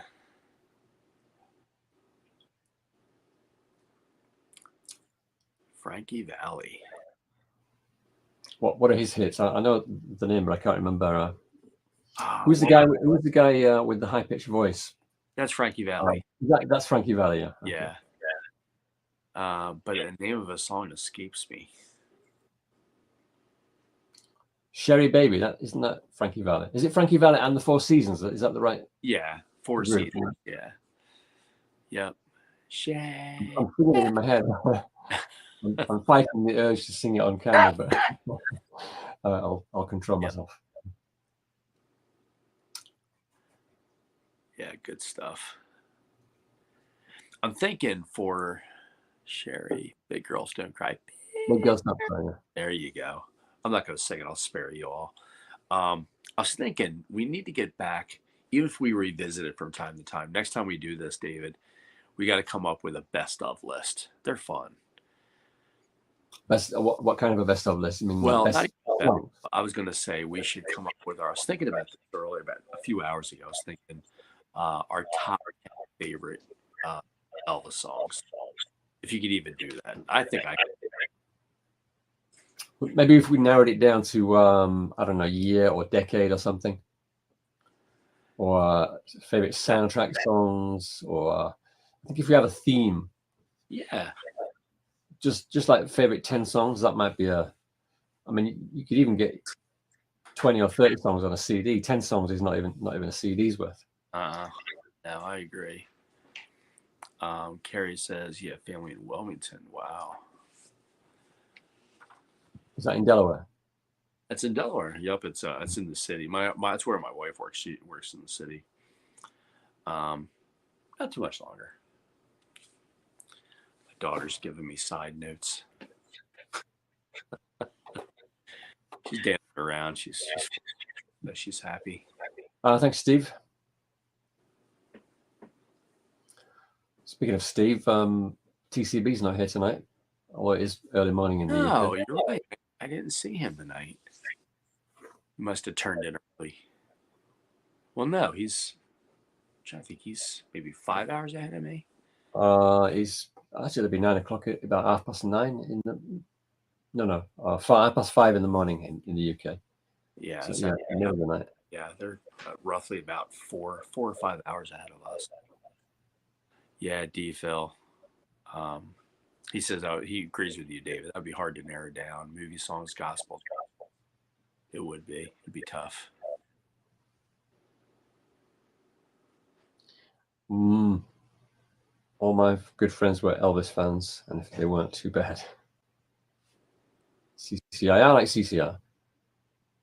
I remember I was in a shop once in Tokyo, just buying some CDs, and there's this awful song that came on, while I was in the shop, and it said something like, it was singing about God, and it said God, and his favorite band is Creedence Clearwater Revival. And I thought, what is this dreadful song? And I memorized the lyrics, and I checked it up online later on, and it was by Lily Allen. think it's just called God or something like that. It's just an awful song. What's wrong with CCR? Does anybody know the song I'm talking about? No. Lily Allen. I'm pretty sure the song's called God or something like that. It's about God anyway. Yeah.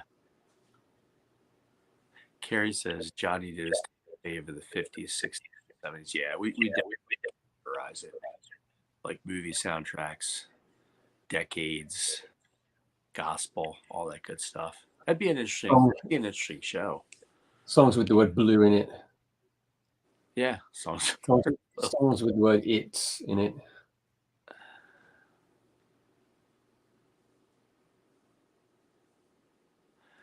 Yeah, Mike, I agree. I like all three of them. I really like A Thing Called Love. Yeah, it's a good song, that. Bosom of Abraham is another one. Mm.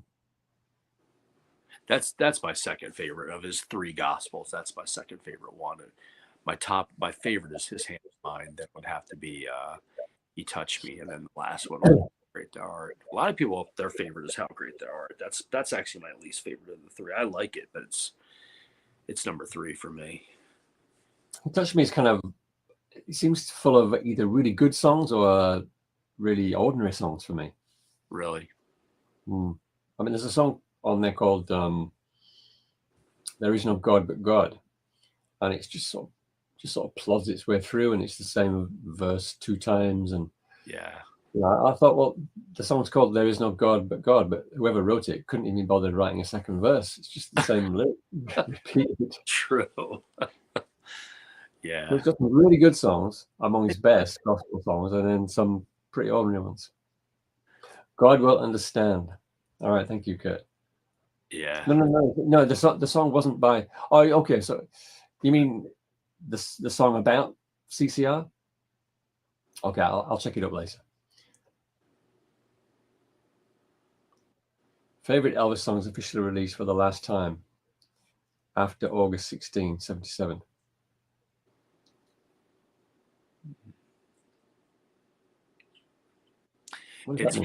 I remember when the what are those? Oh, new release songs. Okay, yeah. Yeah, I was thinking of doing a video about that, actually. I'm just responding to Paul's comment. Yeah, best posthumous songs released after he died. Although there aren't that many new songs that have been released since he died. There are lots of outtakes, lots of different versions, but there aren't that many new songs. How many can you think of? I can only think of some live songs. Beyond the Reef. I'm a Roustabout. What else has there been? Well, there's that, and I remember, I'm trying to think what year it was. I want to say it was 1981. I would have been 12, 13. And Felton Jarvis, when they released the Guitar Man album, well, when that album first came out, they released it on a 45. I think it was Guitar Man was on the A side.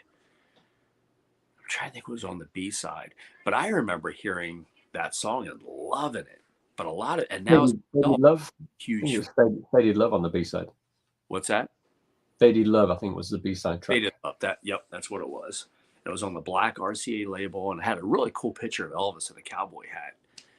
Really nice picture of him. But yeah, I remember it, and I still like it to this day. But that all those remixes, I'm not sure. Oh, the songs are coming out now. They're helping us out. Danny, yeah. Plantation Rock, yeah. My Happiness, that was released, yeah, true. In fact, all those first 4 songs were the My Happiness. Well, not the B side of that one. And then there was the second single that he did, the second record that he made.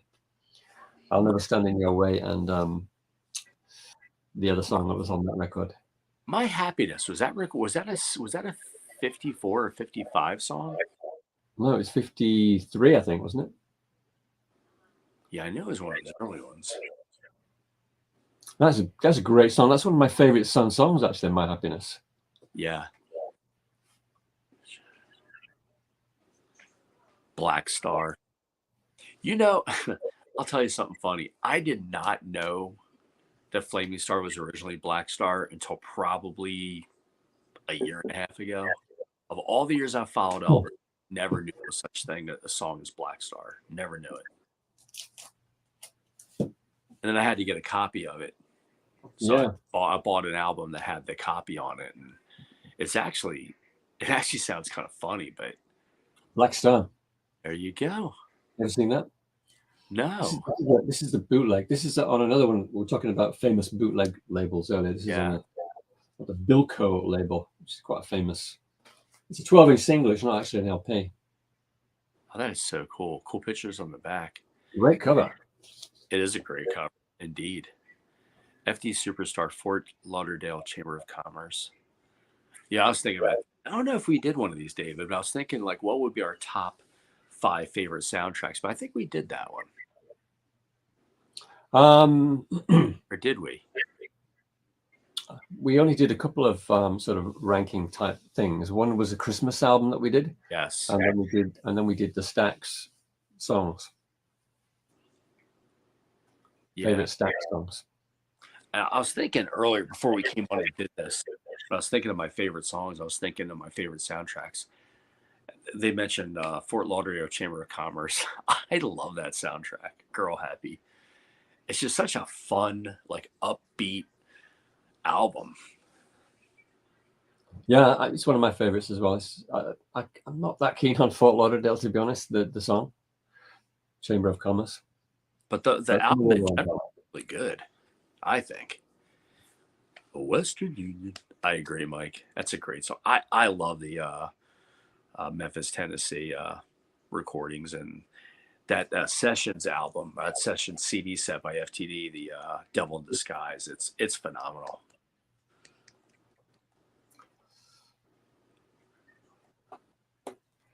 It would be easier to say the songs you don't really care. Actually, that's a good point. Thinking of lists, best songs, it would be easier to say the songs you don't really care for. The problem with that, Barbie, is when you do a negative list, you get a lot of negative comments in response. Some people don't like to hear what you don't like. This is true. But you know what? You would have to limit it to at least to just 5. Because surely out of the 700 and 800 songs he recorded, there's at least 5 that you don't care for. I can ramble off a couple myself right now. Go on then. What's that? Go on then. What are they? Probably one of the most deep. And I remember as a kid, I remember getting my Separate Ways Camden album, and it was the last song on side 2, Old Ship. What a dark, depressing song. I don't mind Old Ship, really. Even his voice in that song, it just almost sounds, it's like it's just like ghostly. Like it's just such a sad song. The piano also sounds really sort of dead almost, isn't it? Yeah. Just the sound of it. Not the play. I'm not talking about the playing, but just the actual sound of it. We're getting lots of examples here now. 3 Corn Patches. Cross My Heart, Hope to Die. Is that one you don't like? That's a fantastic song. Robert C says 3. This is a big one for people who don't like 3 Corn Patches. That's rough. Rough song. You know what other song I'm a fan of? It's on a Camden album. It's Elvis Sings Hits from His Movies Volume 1. And it's actually got 2 of the songs that I don't like. One is I think Old MacDonald's on that song.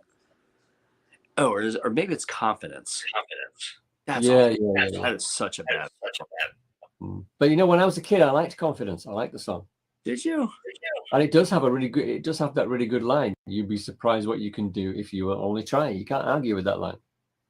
Oh, Carrie, you just stabbed me in the heart. U.S. Mail. U.S. Mail. That's my guilty pleasure. I think it's a great song. I also like Clean Up Your Own Backyard. I was listening to that. Oh, yeah. I like that one. Yeah. That's kind of like, kind of good. Kind of got some religious overtones. But you probably heard that when he is without sin, cast the first stone. Kind of what that song's about. Clean up your own. Right. You worry about your own problems, worry about mine. Can you say that line from the song, Clean Up Your Own Backyard? And it starts, hang on, I can't even get the beginning right. Isn't it a pity? Can you say that line beginning? Isn't it a pity? Yeah, because he says something about a preacher and But being isn't it a pity that in this city, not one little itty bitty something? That line there. Can you say it? I can never get through that whole line. Travis has a good one. Yoga yoga does. That's bad too. Yeah. He sounds like he's not really trying on that song as well. I like Confidence as well. At the end of Confidence, he makes a bit of a mistake in the vocals, but I kind of guess he just didn't want to go back and redo it. So we're asked, Mark and David, how long have each of you been collecting Elvis music and memorabilia? I really don't collect memorabilia so much. I've been collecting vinyl and Elvis music for about 5 years. Not long. I'm fairly new to the game. I don't particularly collect memorabilia either. I started collecting when I was in my mid-teens, so in the 80s. But then I sold everything and started again, I would say about 20 years ago. Oh man, there's some good ones coming in. Robert C. It's off my favorite soundtrack, but it is a horrible song. Ito Eats. Yeah, not a fan of that, must say. Particularly the ending. Frankfurt Special. Not a fan. I like Frankfurt Special. GI Blues. What? Say that again, Matt. It's one of the what? Frankfurt Special. I said that's probably the worst song on GI Blues because I actually really like GI Blues, but I do think that's probably the weakest song. I like that. Good solo. Good guitar solo. FD Superstar. Do you guys like song Charo? I actually do like Charo. Yeah, I like most of the songs from those last movies. I do as well. You know, another song I was listening to this earlier tonight, and I don't know why I love it. It's from one of my personal favorite Elvis movies, Live a Little, Love a Little. I love Wonderful World. Yeah, I'm with you, Kerry. I have it too. Love that song. Great bass line. Yep. Man, David, you and I like struck gold on this topic. Yeah. See, D. Phil, I don't know if you're saying you like it or you don't like it. I actually like Love Machine. Me too. I like all the songs from Easy Come Easy Go except the one. No, Easy Come Easy Go movie. I like all of them except Yoga is as Yoga does. Yeah. Is Old MacDonald off that album? No, it's on Double Trouble. Oh, that's right. Somebody mentioned before they watched Double Trouble and felt double sorry for Elvis. I saw that video a few months ago on DVD, and I quite enjoyed it. I think it's quite funny in parts. Yeah, man, people are bringing up our viewers are looking for songs. I realize, Clint, and I'm not a huge. It's just a goofy song. I quite like Climbback actually. Man, I'm telling you, me and Carrie have been spot on the entire night. I'm with you, Carrie. I love Edge of Reality. I like the video, the clip in the movie for it. It's kind of psychedelic. Mm-hmm. Well, that outfit that he's got in that scene, it looks like. Oh no, it is his pajamas, isn't it? He's wearing pajamas in that scene. Is he? Yeah, he's got like a blue top, blue top and blue. He's all in blue clothes, and I think isn't that supposed to be his pajamas because he's staying at that house with the woman. So he's dancing in his pajamas. That's the way it seems to me. Kurt, I'm with you, buddy. Dominic is. There's a reason why they left that song off the soundtrack. It didn't get released. That was another posthumous song, Dominic. That was never released. I believe. Is that right? It is, yeah. It didn't come out until long after he died. Maybe it came out for the first time on the double features CD. I'm not sure. I think that's what I was just getting ready to say. That I don't think it ever released officially until it came out on the last movie CD from FTD. Dominic, yeah, it's bad. No, it's on double features. I'm pretty sure it's on double features. Okay. FD Superstar, do you like this song Double Trouble? I don't mind it. It's all right. It's not. It's not one of his best, but it's not bad. It's one of the weaker movie title themes, in my opinion. Yeah. Most of the theme tunes that were pretty good, I thought, movie theme songs. Well, a lot of his movies, and I think this is what some, not so much the hardcore fans, but a lot of fans have an issue with, is his movies became very what's the word? Formula. Formulaic. Yes, thank you, David. Um, and perfect example. If you listen to Girl, if you watch Girl Happy, every song is tied into a scene or an event in the movie. Mm. And they're all done. I think almost all the soundtracks, the song order on the album was the same as what it was in the movie. I'll tell you what, I'll give you another one. And actually, David, I might, and everybody's watching, you might laugh when I tell you this. I actually really like the soundtrack to A Kiss and Cut, and it's considered one of his weakest, but I actually enjoy it. I liked it as a kid.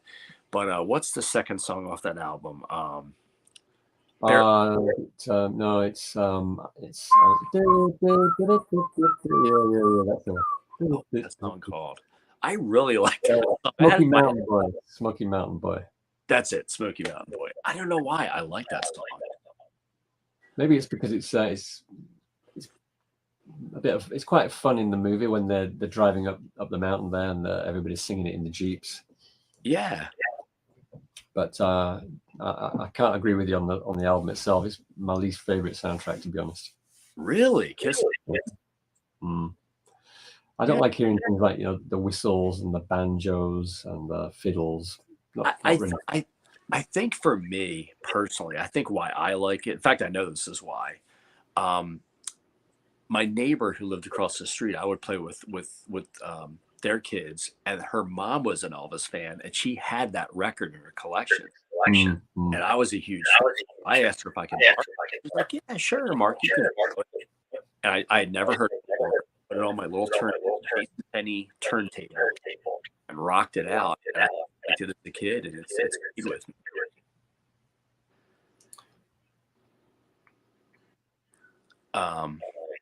Stefano, what's up? Elvis 78 says, hold on, what's it say? Said that I feel sorry for Elvis. I know it wasn't what he wanted. He didn't. He wanted to be a dramatic actor, kind of along the lines of James Dean. But the problem was he was making sick money. But here's the thing, and I've said this in videos in the past. The thing that I always admired about Elvis is, yeah, he didn't like making these movies. He really didn't like doing the soundtracks, but regardless, he gave it 100% in the studio. At least most of the time. Like, you never heard him, in other words, it didn't, kind of slide into what he was doing. I mean, he knew he had to do it. He was under contract. There's been stories of him up and leaving the studio to kind of get himself together because he was so pretty much angry that he had to do these songs. But yeah, he still went in there and did his best. He just got on with it, yeah. Carrie says, love Crawfish. I do too. I love the King Creole soundtrack. I think it's such a great soundtrack. Stefano says it's 6 a.m. where he is. We'll go another, what do you think, David? Go another 5 minutes? Okay, yeah. So if it's 6 a.m., he must be in the UK then. Yeah. Or somewhere along that line. Almost. I'm here. He could be in South Africa.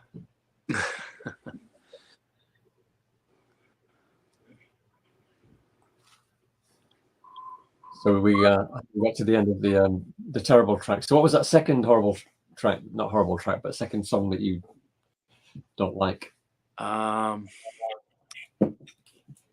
See, Old MacDonald. There's what's the one from It Happened at the World's Fair? The drums, like the toy drums at the beginning. Oh, what's that song? Oh yeah, that's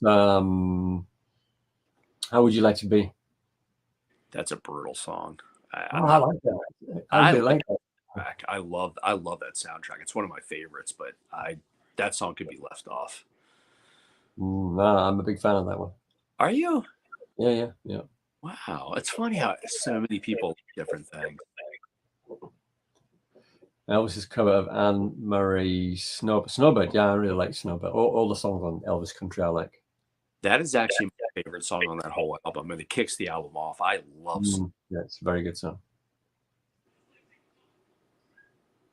Nobody could sing some of those bad songs like Elvis could, make them sound so good. I agree. Well, as good as he did. I don't care for girls playing terrible songs. Like, I love the lady. Another one I don't mind. Girl of Mine, don't mind that. Yeah. I think the Vegas album is, I like it.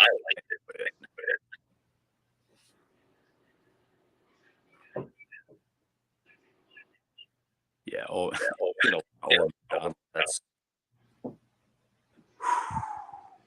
So we'll have to narrow it down to a theme and do a best of next time. Yeah, we'll come up with something between now and then. I would like to have more duets with Anne.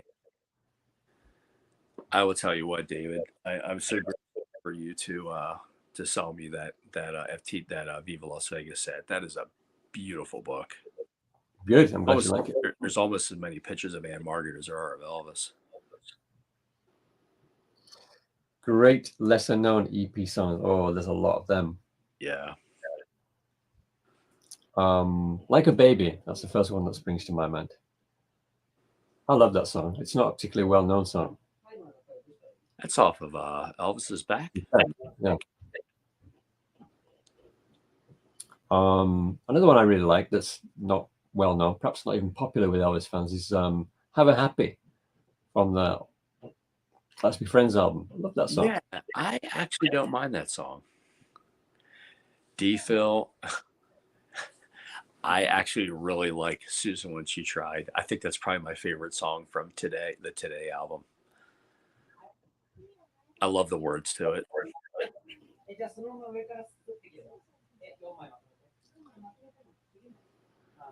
Loving You, you like. The song, the movie, the soundtrack, all of them, I suppose. Are you asking me, David? I'm responding to Stefano. He's asking a Loving You, you like, and I'm wondering if he means the LP or the movie or the single, or maybe all of them. In which case, I would say yes to all three anyway. Yeah, I actually really like the Loving You soundtrack. Oh, yeah. It's studio. I think is that the album that half it's studios and the other half, one side's the soundtrack and the other side is studio tracks. Right.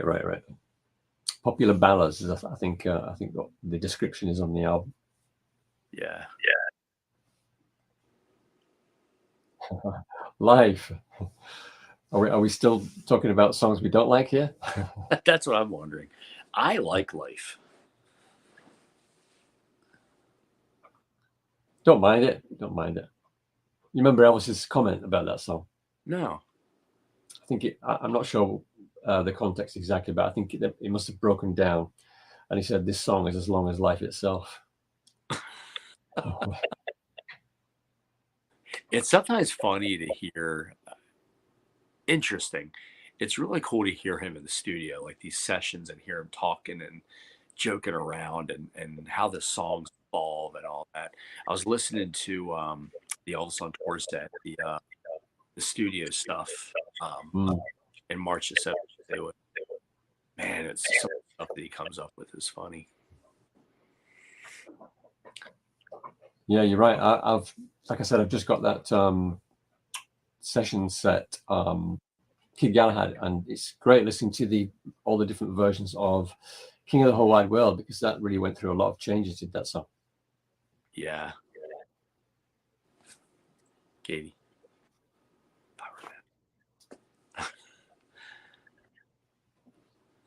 My daughter's ready to celebrate her birthday. All right.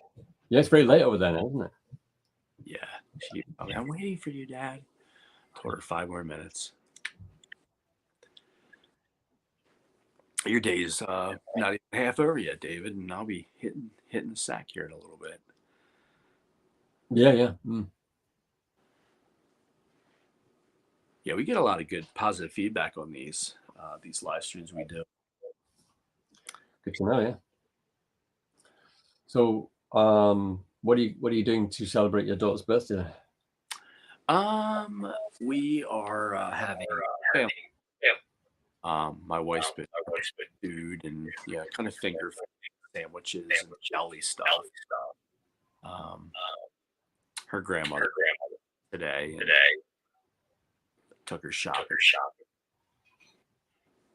I'll tell you what, I've noticed, Mike. I haven't heard any feedback, but you've been cutting out on occasion, so the sound cuts out every now and again. Does anybody in the chat hear that? Mark's sound cuts off just for a second or two every now and again. Yeah, I'm hearing heavy.